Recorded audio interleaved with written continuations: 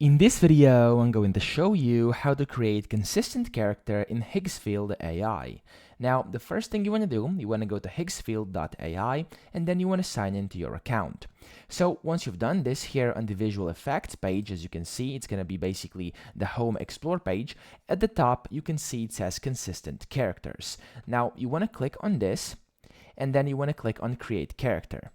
Now, once you do this, it's going to tell you to upload 20 plus photos for best results. So you have to upload high quality images of one person, and then the more images you will provide, the better the result will be. And then you will also have to show different angles, clear facial expressions, and consistent identity. Now, these are some examples of some good photos you will use, okay?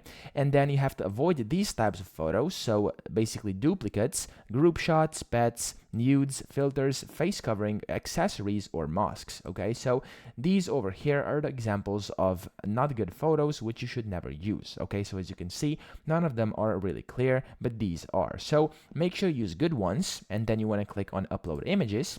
I'm just gonna go ahead and upload one over here because I don't have many more, but it's gonna do for this tutorial. And of course, this is then what you're gonna see. Over here, it's gonna give you a rating of how good you did. So for me, of course, it's bad because it's just one photo of a person. And you will just have to basically click on upload images and just upload more of them. And then after you have, like, as you can see, you can have upwards of 70. So if you can find 70 good ones, it's gonna be a great result. But of course, if you can only do 20, that's gonna be good as well. Just make sure you put in as much as you can. And then here, you will see basically your average quality, if it says excellent, and then if this over here says good, and you have like 70 photos, this is basically your best bet. Then you have to just enter in a name. So over here, it's going to give you a random name. I'm going to give it a name tutorial over here.